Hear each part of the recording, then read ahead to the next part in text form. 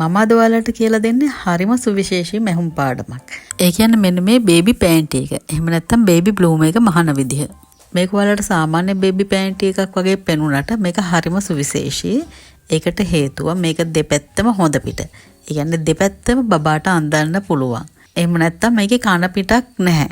ඔයාලා කැමති පාටවල් දෙකක් එහෙම නැත්නම් කැමති ඩිසයින්ස් දෙකක් දාගෙන මේ වගේ ලස්සන චූටි පෑන්ටිස් ටිකක් මහගත්තොත් ඔයාලගේ චූටි බබාව ලස්සනට තියන්න පුළුවන් ගමනක් යනකොට එහෙම විශේෂයෙන්ම ප්‍රයෝජනවත් වෙයි. ඉතින් ඔයාලට අමුතුවෙන් කියන්න දෙයක් නැහැ. මේක හරිම හුරු බොහුටි හරිම ලස්සන කියුට් පෑන්ටි එකක්. මේක වහන විදිහ මම මීට කලින් කොහෙවත්ම දැකලා නැහැ. ගොඩක් හිතලා තමයි මම මේ විදිහට මැහුවේ. ඉතින් ඔයාලට ගොඩක් ප්‍රයෝජනවත් වෙයි කියලා හිතනවා. ඒ වගේම තවත් දෙයක් කියන්න ඕන මේ තියෙන්නේ බේබි බ්ලූමර්ස් වල ස්මෝල් සයිස් එක. මේ බ්ලොක් එක හදාගන්න විදිහේ වීඩියෝ එකක් මම මීට කලින් දැම්මා. ඒකේ තියෙනවා ස්මෝල්, මීඩියම්, ලාර්ජ් කියන තුනම හදාගන්න විදිහ. ඔයාලා ඒක තාම බලලා නැත්නම් ඒකත් බලන්න. මම ලින්ක් එක පහලින් දාන්නම්.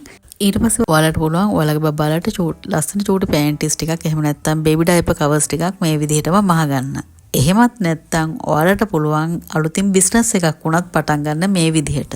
හරි අපි දැන් බලමු කොහොමද මේක මහන්නේ කියලා. ඉතින් මම ඔයාලට කිව්ව විදිහටම මේක මහන්න ඩිසයින්ස් දෙක රෙදි ඕනේ. මොකද අපි ඇතුළට දාන එකම එළියට දැම්මොත් අපිට වෙනසක් පේන්නේ නැහැ. ඒ හින්දා මේ වගේ පැහැදිලි ඩිසයින්ස් දෙකක් හරි එහෙම නැත්නම් වෙනස් පාට දෙකක් හරි ගන්න. ඊළඟට තවත් විශේෂම දෙයක් කියන්න තියෙනවා. දැන් අද මම මහන්නේ චුට්ටක්වත් ඇදෙන්නේ නැති කොටන් රෙදි වලින්. ඒ කියන්නේ චීත්ත, මල් පීස් එහෙම නැත්නම් පොප්ලින් වගේ රෙදි වලින්.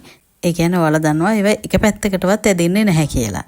එතකොට චූටි බබාලට අමාරුයිනේ අඳන්න. චූටි බබාලට නෙවෙයි ලොකු කෙනෙක්ට උනත් ඇදෙන්නේ නැති රෙද් දෙකකින් යට ඇඳුම් මහලා තිනකොට අඳින්න ටිකක් අපහසුයි. ඒ හින්දා අපි පළල පැත්තෙන් වැඩිපුර තියාගන්නවා මේක. ඒ කියන්නේ අපි බ්ලොක් එක හදලා තියෙන්නේ 4න් 1ක ප්‍රමාණයටනේ. එතකොට ඒ 4න් 1 ප්‍රමාණයට අඟලක් වැඩි කරනවා. මේ අඟල වැඩි කරන්නේ පළල පැත්තෙන්. ඒ වගේ 4ක් වැඩි වෙනවා කියන්නේ මුළු වට ප්‍රමාණය අඟල් 4ක් වැඩි වෙනවා. එතකොට ඒක ප්‍රමාණවත් චූටි බබෙක්ට අඳන්න පහසු වෙන්න. දැන් ඔයාලා දැක්ක මම ගත්ත රෙදි දෙකම දිගාතට ප්‍රමාණවත් තරමට දෙකට නවා ගත්තා. ඒ වගේම තව දෙයක් කියන්න ඔයාලත් මේ වගේ කොටන් රෙදි වලින් නම් මහන්න ඉස්සර වෙලා අනිවාර්යයෙන්ම හොදලා අයන් කරලා ගන්න. දැන් මේ වෙනකොට මම ගත්ත රෙදි දෙකම ප්‍රමාණවත් තරමට නමාගෙන ඒ දෙකේම නැම්මවල් දෙක හරි ගන්නට එක උඩ එක තියාගෙනයි තියෙන්නේ. ඊළඟට එක උඩ එක තියෙන රෙදි නැම්මවල් දෙක උඩින් බ්ලොක් එකේ නැම්මත් හරියටම තියාගන්න. තියලා චුට්ටක්වත් එහෙ මෙහෙ නොවෙන්න මේ විදිහට පින්ස් ගහගන්න. ඊළඟට අපි කිව්වනේ රඟලක් වැඩි කරගන්න ඕනේ කියලා. ඒක මෙන්න මේ විදිහට සයිඩ් එකේ උඩ සහ යට දෙපැත්තෙන්ම මාක් කරගෙන ඒ මාක්ස් දෙක යා කරලා ඉරක් ඇඳගන්න. ඒ විදිහටම අනිත් පැත්තටත් කරන්න.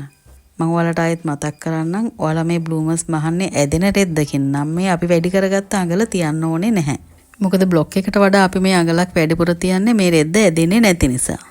දැන් ඔයාලට පුළුවන් මේ ඇදගත්ත ලයින් එක හරහා බ්ලොක් එක කපා ගන්න.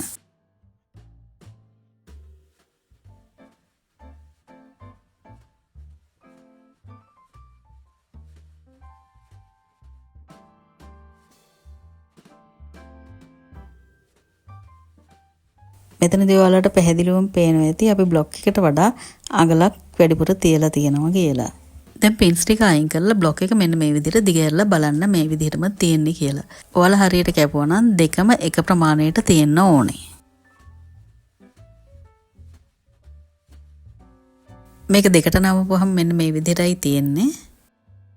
අනිත් පාටත් උඩින් තියලා නවලා පෙන්නන්නම්.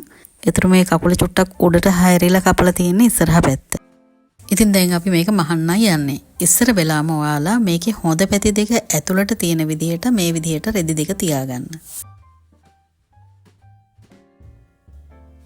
හරියටම දෙකම සමපාත වෙන්න තියාගත්තට පස්සේ කකුල් දෙකේ කට් එක වටේටම පින්ස් ගහගන්න.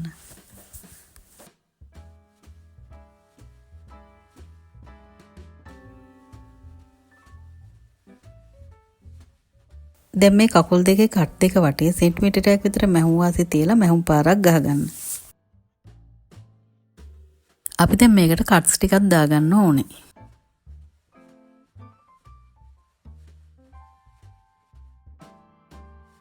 දෙපැත්තටම මේ විදිහට ටිකක් ළඟින් කට්ස් දාගන්න. ඊට පස්සේ මෙන්න මේ විදිහට රෙදි දෙක අතරින් අත දාලා මේක හොඳ පිටට හරව ගන්න. හරවගත්තට පස්සේ අපි අර මැහුම් පාරවල් දෙක වටේට හොඳට අතින් හදාගන්න.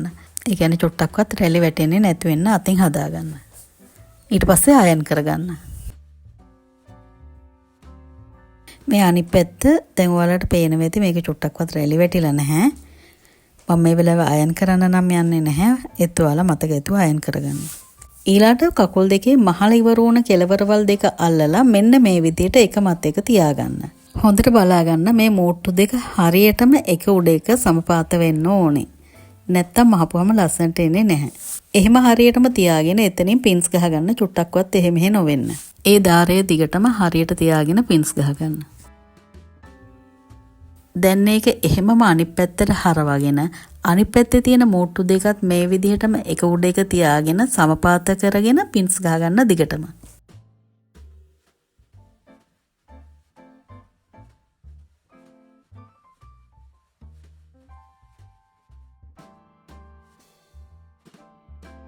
දැන් අපි හදාගත්තේ දාරවල් දෙක දිගේ මැහුම් පාරවල් දෙකක් ගහගන්න. මේ තියෙන්නේ මහල ඉවරුණාට පස්සේ. අපි දැන් මේක හොඳ පැත්තට හරවගමු.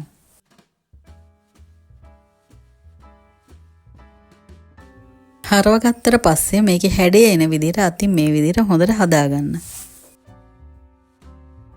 ඉතින් දැන් මම මේක හරියට හරවගෙන ඉවරයි. මේ ඉස්සරහ පැත්ත ලස්සනට තියනවා කියලා ඔයාලට පේනවා ඇති. මේ පිටිපස්සේ පැත්ත මේක මම අනිත් පැත්තටත් හරවලා පෙන්නන්නම් ඔයාලට බලා ගන්න. මේ ඇතුල් පැත්ත දැන් ඔයාලට පේනවා අපි අර මහපු මැහුම් පාරවල් එකක්වත් පේන්නේ නැහැ.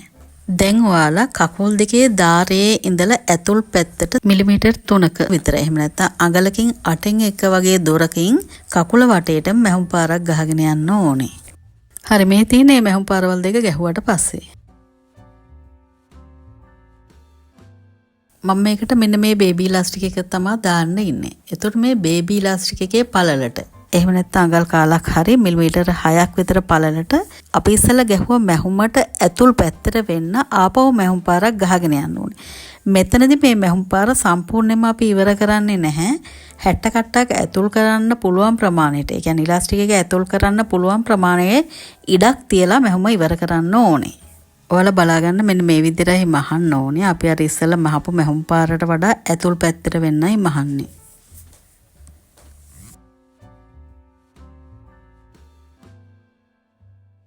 දැන් අපි මහන්න පටන් ගත්ත තැනට ලං වෙලා ඉන්නේ. අපි මෙතනදී ඉවර කරන්න ඕනේ සෙන්ටිමීටරයක් විතර දුරක ඉඩක් තියෙද්දි. ඒ කියන්නේ ඒ දුර මහන්නේ නැහැ. අපි පටන් ගත්ත තැනටම මහන්නේ නැහැ.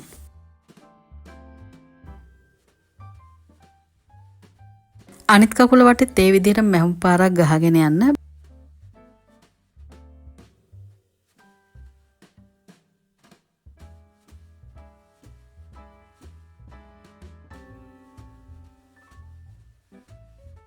මෙතනදී 60 කට්ටක් දාන්න ප්‍රමාණවත් ඉඩක් ඉතුරු කරලායි මහල ඉවර කරන්න ඕනේ. මහල ඉවරනහම මෙන්න මේ විදිහටයි තියෙන්නේ.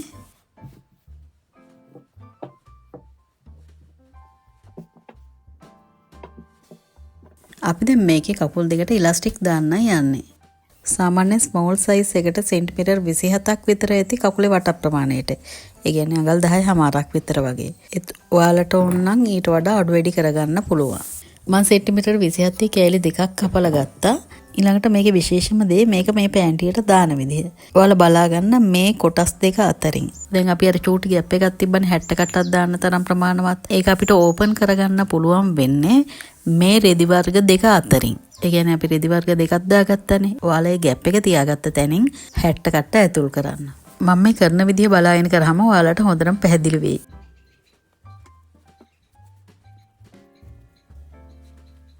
ඊට පස්සේ පටන් ගත්ත තැනටම ආයෙත් ආපුවම 60 කට්ට අපි ඒක ඇතුළට දාපු තැනින්ම එළියට ගන්න.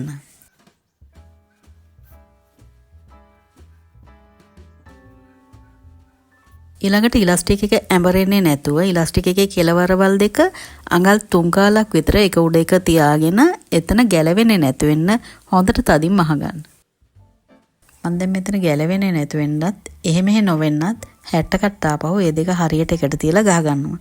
ඊට පස්සේ අනිත් කකුලෙත් ඉලාස්ටික් එක ඇතුල් කරලා මේ දෙකම එකවර මහගන්න හිතුවා.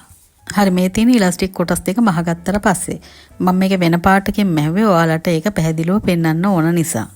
දැන් අපි අර තියාගත්ත ગેප් එකෙන් මේක අපහුව ඇතුළට යන විදිහට කකුල් දෙක හොඳට අතින් එහෙ මෙහෙ ඇද ඉලාස්ටික් එක හැම පැත්තටම සමානව යන විදිහට හදාගන්න. ඊට පස්සේ අපිට පුළුවන් මේ චූටි ગેප් එක ආපහු සීල් කරලා දාන්න. ඒක කරන්නේ මෙහෙමයි පෑන්ටි එක ආපහු හොඳ පැත්තකට හරව ගන්න. ඊට පස්සේ අපි අර ગેප් එක තියපු තැන දන්නවනේ. එතන ආපහු මෙහෙම පාරක් ගහන්න. එතකොට හරි. කකුල් දෙකටම එහෙම කරන්න. ඉතින් මේ තියෙන ඉලාස්ටික් එක දාලා යොන්නාට පස්සේ ඉතින් දැන් අපි වැඩ ගොඩක් ඉවරයි. තව එකයි තියෙන්නේ ඉනේ ඉලාස්ටික් එක දාන විදිය. ඒකට පෑන්ටිය මෙන්න මේ විදිහට ඇතුල් පැත්තට හරව ගන්න.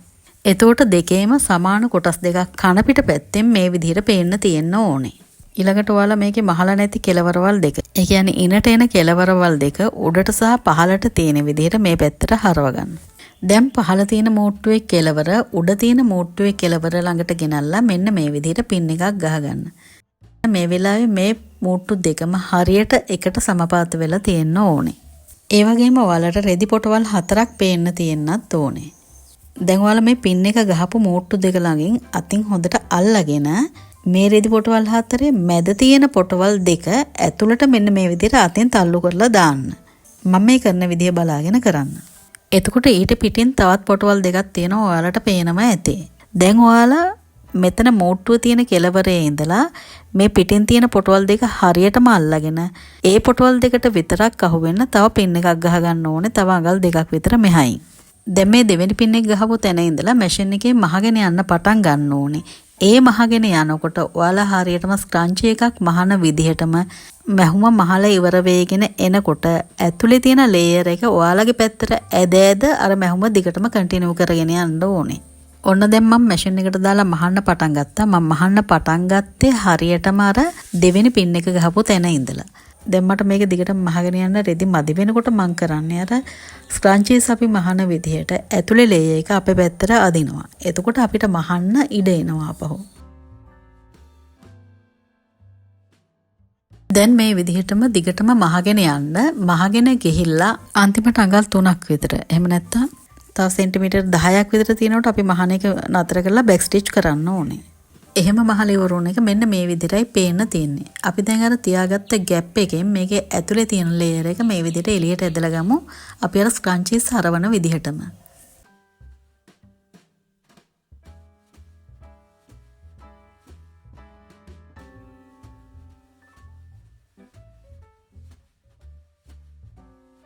එතකොට මේ චූටි බ්ලූම් එක මෙන්න මේ විදිහටයි පේන්න තියෙන්නේ.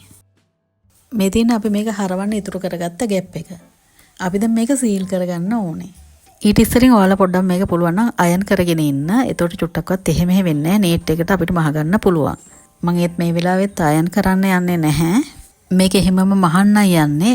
මේක මහනකොටත් ඔයාලා හොඳටම මතක තියාගන්න ඕන දේ තමයි අපි දැන් මේ ગેප් එකක් ඉතුරු වෙලා තියෙනවනේ. ඒ ગેප් එක ඉතුරු වෙලා තියෙන තැනින් 60 කට්ටක් ඇතුල් කරන්න පුළුවන් තරම ඉඩක් ඉතුරු කරලා තමයි අපි ඉතුරු ටික වටේටම මහගෙන යන්නේ. වටේටම මහන්න ඕනේ ગેප් එක විතරක් නෙවෙයි. බෑක් ස්ටිච් කරලා පටන් ගන්න. බෑක් ස්ටිච් කරලාම ඉවර කරන්න.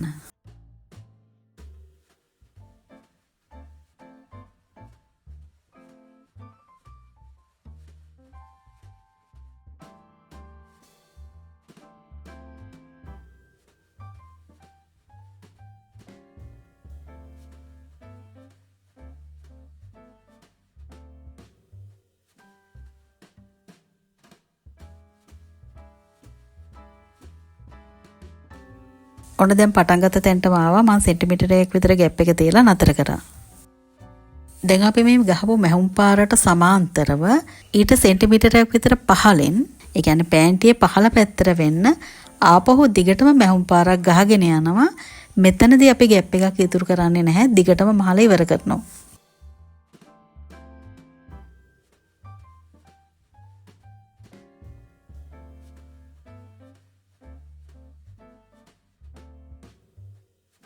මේ තියෙන අපි මහලේ වරුණ අපේ කියුට් පෑන්ටි එක. එහෙම නැත්නම් බේබි බ්ලූම් එක. අපි දැන් මේකට ඉලාස්ටික් එක දාගන්න යන්නේ. අපි අර තියාගත්ත ગેප් එකෙන් මම ඉස්සෙල්ලා දාපු ඉලාස්ටික් එකම තමයි මේකට දාන්න යන්නේ. සාමාන්‍ය ස්මෝල් සයිස් එකට සෙන්ටිමීටර් 40ක් විතර නැත්නම් අඟල් 16ක විතර ඉලාස්ටික් එකක් ඇති. මෙතනදිත් ඔයාලට වමනා විදිහට පොඩ්ඩක් එහෙම කරලා ගන්න පුළුවන්. ඉතින් දැන් මම මෙතන සෙන්ටිමීටර් 40ක් කපාගෙන අපි අර තියාගත්ත චූටි ગેප් එකෙන් මේක මේ විදිහට ඇතුල් කරගන්නවා.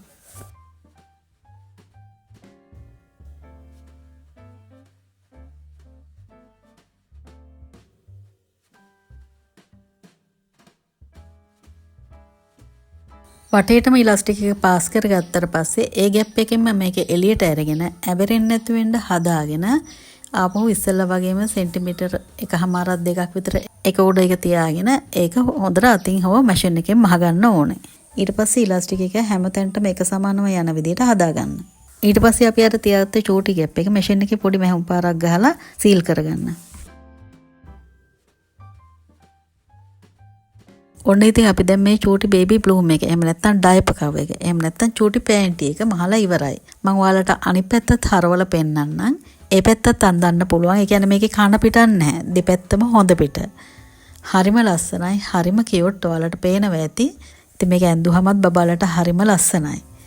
ඇත්තටම මේක ඔයාලට හොඳ බිස්නස් එකක් වුණත් කරගන්න පුළුවන්. ඉතින් මම කිව්වත් වගේ මේක වෙන කොහෙවත් මම දැකලා නැහැ. ඔයාලත් මහලා බලන්න. මහලා බලලා ඔයාලටත් හරියට ආවද කියලා කමෙන්ට් එකක් දාන්නත් අමතක කරන්න එපා. ඉතින් මේක ඔයාලට ප්‍රයෝජනයක් වුණා නම් මාව subscribe කරන්න, share කරන්නත් අමතක කරන්න එපා. සුබ දවසක්.